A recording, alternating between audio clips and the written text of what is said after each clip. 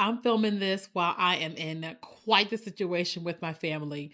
I honestly, I thought about like, do I record this episode or do I not? But I'm like, no, this is what we do here. And today we are talking about navigating family relationships. But of course, we're here on the You and Me and Jesus podcast. That means we're doing it as best as we can, God's way, the kingdom way. And today I want to talk about basically what's happening with me right now. Welcome back to another episode of the You, Me, and Jesus podcast, where we talk about all things you, me, and Jesus, because we are here as Christians on earth learning to navigate this life with God, with Jesus, and with the Holy Spirit. And today's topic, as I said in the intro, is talking about navigating family relationships. Okay. And, I wrote this topic before last week happened. Okay. And so I had this moment where I said, should I choose a different title so that I don't talk about this on the podcast, or do I just continue going? And because I am very honest and transparent, I'm like, we're going to talk about it on the podcast, not giving all the specifics or whatever, but what have you. So when I think about navigating your family relationships, there's a lot of different dynamics in your family. There's a lot of things that has happened, when you were a child, being raised and all that type of stuff, you now being adult, and then however everyone is now based upon whatever. Nobody is the same. Everybody's got their different perspectives and all this stuff. And that's the world. Like, that is just the world, and it is what it is in the world. But when we are talking about navigating this with family, these are your blood relatives, but technically these are supposed to be the closest people to you. I know that, here in the world, it's like ride or die. I'm not dying for anybody. But it's like ride or die. It's like family over everything. And I get it. Like, I 100% get it. I love when I see families swarm in for one another, families supporting one another, families living together, them being able to navigate all of that in whatever way they do it. I'm like, that's beautiful. And I'm also reminded that everybody has different dynamics, including myself. And I'll just tell you what is happening currently in my life. Okay. So I am the youngest of four girls. I'm 42. So there's 42, 44, 46, 48. Everybody's got that 2-year apart type thing. And it's all girls. And my mom was a single mom, and there's lots of interesting things that went on in our childhood. Lots of moving, lots of unstableness, lots of chaos, and all the type of stuff that we didn't really realize was chaos. We just knew we were just always moving. That's just what we knew. And we had it was definitely unstable. We didn't really have mother figures. We had our mom was there, but we really didn't have a mother figure. We really didn't have a father figure. Like, no one was really telling us what was right, what was wrong, how to be a lady, hygiene, how to cook, how to think, how to heal, how to manage our emotions, regulate our emotions. Just like, we weren't receiving any of that type of stuff. I think my mom did the best she could for whatever her circumstance was, but that's just what is truth. And so there's so many different dynamics of what happened, sisters being parents, and there's mental instability and so many different facets and all that type of stuff, to where fast forward, here we are all in our 40s and we're not close, like, at all. Right. And for all these years of us, like, knowing that this happened with this person is how they feel, and this happened with me, it is how I feel, and yada, yada, yada. There's just all this stuff. And there's never just really been like a come to Jesus meeting where each person is like putting it out on the table, or like a psychologist is listening to a person and validating that person while also teaching this person how to navigate X, Y, and Z. Like, we've never done that. And so because of that, we typically have these moments where it's just like something big happens and then it has to be addressed or whatever. And so for me personally, as I've been on this journey, obviously I'm not perfect, going to therapy, doing the trauma therapy, all the deliverance and all that stuff, and just trying to figure out life, trying to teach myself in my 30s about hygiene, like just things that you would say, what? I'm just saying. just teaching myself all these different things and navigating and like healing the parts that were unhealed, like reparenting myself and not really realizing that I wasn't parented, and like coming to terms with, oh, I wasn't really parented in that way, and like just navigating all that.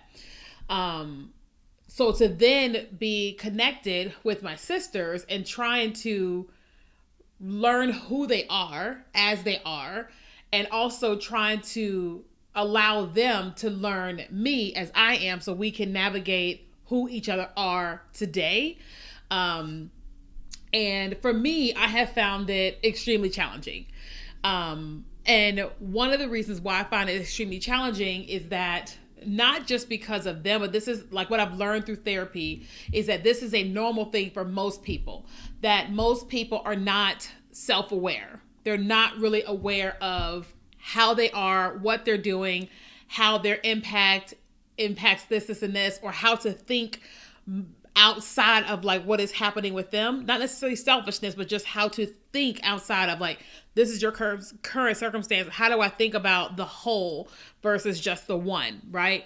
And so I have found myself, like I do with a lot of people that I meet, where it's like they talk, I listen. Like they just dish and then they pull for what they can get, and they never try to figure out what is happening with me, right? And I've had that for like a large portion of my life, in family and in relationships in general. And one of the things that I, of course, with is that if people are not self-aware, that they can't even see what's going on. If they're not emotionally intelligent and like can see the bigger picture, and not just the bullseye, then it's hard to like really do all that. So I have found myself trying to have these conversations with all members of my family, and just trying to navigate what is going on, and just kind of hitting a brick wall. Like sometimes it was seen, we penetrate it, and then when you get to the other side, you're like, oh, there's another wall there. You know, it's a worthwhile wall to go on, but it's still a wall there.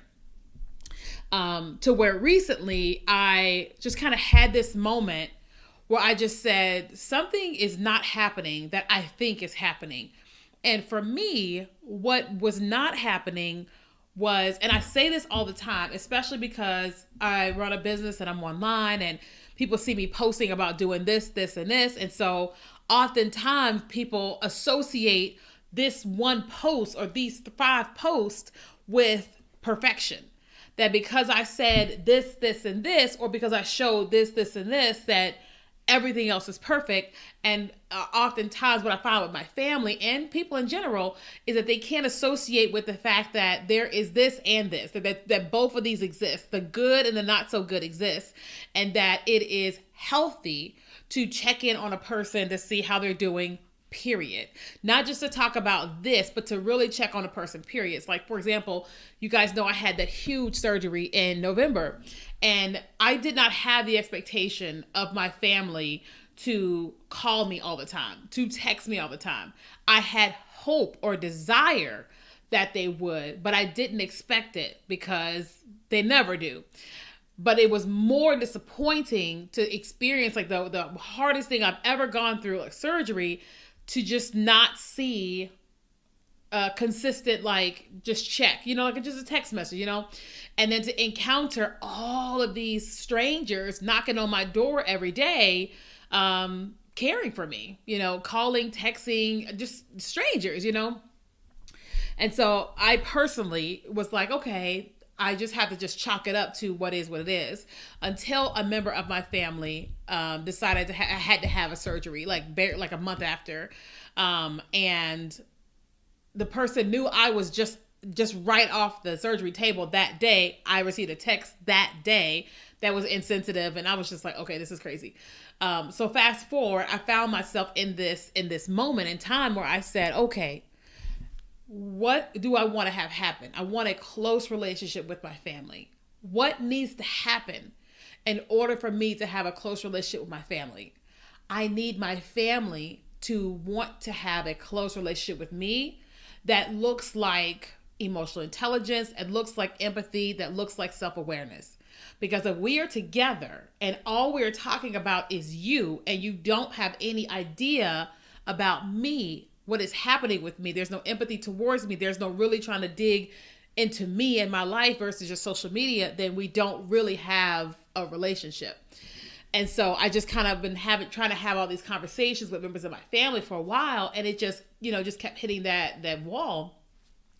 And so then last week I just had a moment where I was just like, personally, I felt like I couldn't take it anymore. Like all the mass text messages in like a private group chat that they had started. And I was just like, this isn't healthy for me, because I feel even more unseen than ever, because here we are in this space. I just had this surgery and no one has asked how I'm doing. And I was like, oh, I think they're looking at me like the person on the internet, not as a sister who is human, who's aging and all that stuff, And so I just kind of had the moment where I was just like, I just can't do it. I just can't do it. This is hurting me more than it's helping me to see all these messages coming in here. And there's not one that asks, how am I doing, when I just had surgery?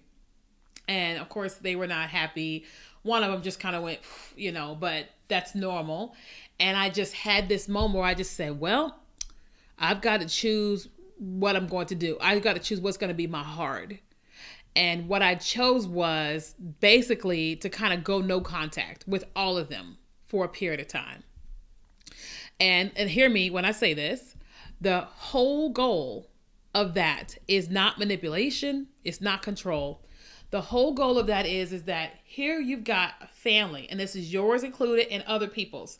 And we have to become very aware of our needs.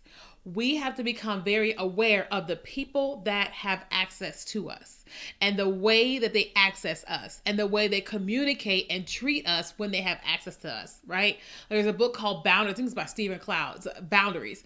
And so it's like, it's not about keeping people out. It's about like, here I am. Here's the key to the door. You have to use this door to get in. You can't come in this way or this way. You are 100% welcome into this room with this key at that door, right? And that is our responsibility to know what that looks like. And then we have to communicate that to people, to family. And if people decide, I don't want that key to that door, I want to come in this way or this way, then you have to make a healthy decision of what does this look like for you and the relationship with that person. This includes kingdom. Okay, it includes your pastor. It includes ministries at church. It includes your worship leader. It includes people that are asking you to do. It includes all of that. You have to go, okay, here is me. Here is my life. Here is the relationship I want to have with this person, these people. And here is what's best for me. Not what's best for them or for the group, but what is best for me.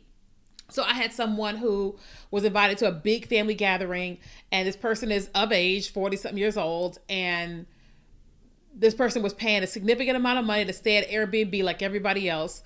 And this person was given a futon, like a small, like a cot or something like that. And she was like, I am not coming. And they were like, what do you mean? She was like, well, I live down the street. If I had a bed, I would stay. Why am I going to come and spend X amount of dollars to sleep on a cot when my bed is down the street for free? And they were not happy with that. And it was because something in them said it's okay to treat this grown woman, to charge this grown woman the same amount of money where she doesn't get a room, where she just gets a cot in the living room. Something in them said this is okay. And it was her responsibility to communicate what works for her and what doesn't. And she did. So for me, when I'm talking to you and about my family situation is we can love everybody. You can love everybody. They can love you.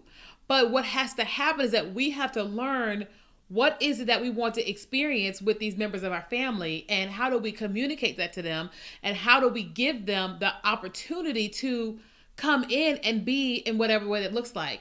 I was talking to someone recently whose mom just berates them all the time. And I said, well, why do you let her? And I'm like, no, just because she birthed you doesn't mean you get to have to let her hurt you every time she texts or calls or leaves you a voicemail. I'm like, no, that's not how this works. She birthed you, yes, but she is making a decision to not be kind to you. So it is your responsibility to determine, am I okay with this? And if I am not, you get to communicate what you are not okay with and what you are okay with.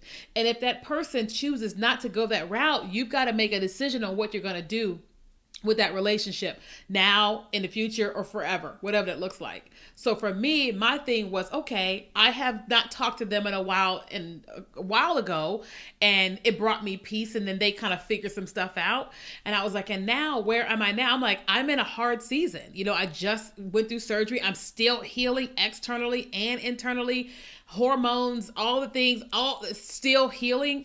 I'm getting ready to uproot my life and move to Houston on assignment from God, which is in and of itself my business and all the other things that I have been having going on, just that I don't necessarily talk about online. And I'm like, all this is already hard that I have to deal with. They are not trying to help me with any of this hard, and that's okay. But if they're also adding hard to my life, I can't do that, because I can't navigate this, which is I have to do this because I have to heal. I have to move. It's like, these are have tos. These I don't have to. So I get to choose, what does this look like? And I get to tell them X, Y, and Z. And so because of our many conversations, I just say, I just don't have it. No, and I bid you adieu. That doesn't mean I'm going to not talk to them forever. It just means that in this season of time, when things are hard, when I'm already doing all the work, spending all this money on therapy, trying to heal, if you're constantly, it's like, if I'm allowing that is my fault. If you're allowing that is your fault. I don't want that to sound mean when I say that, but that is the truth. Like, if we are allowing people to be and do things or whatever that we don't agree with or we don't desire, then that is definitely on us. And we have to make a conscious decision about what we do about that. So my highest recommendation is talk to your family members.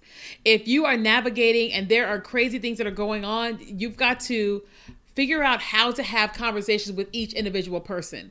So like my Uncle Tony, I love my Uncle Tony, but he's on drugs for pretty much my entire life. And when everything went down with my grandma, I was just going for a visit to see my grandma. And when I got there, she was not doing well. I got convinced her to go to the hospital. She died a couple days later. But while she was still okay, the family started calling members of the family, like my Uncle Tony. And then so he starts going crazy about me. Why didn't I call him? Why didn't I tell him? And just going crazy on me. And I'm like, I don't even live here. I live in California. I came here for vacation. Why are you not mad at everybody that lives here? It was like all like whatever me. And I was like, this is wild. And then just kind of watching me not be defended by other people was just kind of like, this is kind of wild. And so he was messaging me crazy stuff on Facebook. And I was just like, hey, if you feel guilty about with your mom dying, that's on you, because you're the one on drugs and you're the one not coming to see her. I don't live here and that's not my mom. And then I blocked him because it was hurting me. I was already in pain from my grandma passing and me watching her when I came into the room, and I'm like, what is going on there? Why don't y'all, but so that was hard, and then once I got home from the funeral, it was even harder just how everybody was. And I was just like, I don't have me to offer to you guys right now. You got to take care of you. I got to take care of me. I don't have me to offer, And so right before my uncle passed away, I called, and I could hear him in the background. He was not doing well, but I was trying to like just talk and get closure or whatever, because I love my Uncle Tony, but it wasn't healthy for me to just navigate this hard season with my grandma dying, plus my life in itself. And then everything else, I was just like, it was just too hard. And so when I talk about me and my relationship with my family, it's really, really, really important that you assess what is actually happening in your family. What is happening with you? How are you being treated? How are you treating them? Are you treating them the way God would want you to? Like, what does that look like? I'm not saying that the Bible says like, go no contact with people or block people. I'm not saying the Bible says that. What I am saying is that God is a God of peace. God is a God of order. And he wants us to talk to people. He wants us to try to reconcile relationships with people. And if all that's not working, then you've got to do something until people are ready to talk, right? Like, you cannot make two people talk that don't want to talk. You cannot make two people reconcile that do not want to reconcile, right? Everybody has to get to a place where they want to listen, where they want to listen more than they want to be heard. You know what I mean? That's like I think my sister reached out to my best friend and was just asking her about me, and then the more we kept reading the conversation, we realized we're like, she doesn't want to listen. She wanted to be heard. And so she said, I just wanted to share my side of the story. And my best friend was like, okay, but you could, in that moment, she wasn't trying to understand what was happening with me. She just wanted to be heard by my best friend, hoping that she would tell me. And I can appreciate that. But with my sister, I love her. I want to spend time with her. I want to get to know who she is. I want her to get to know me, but it has to be mutual.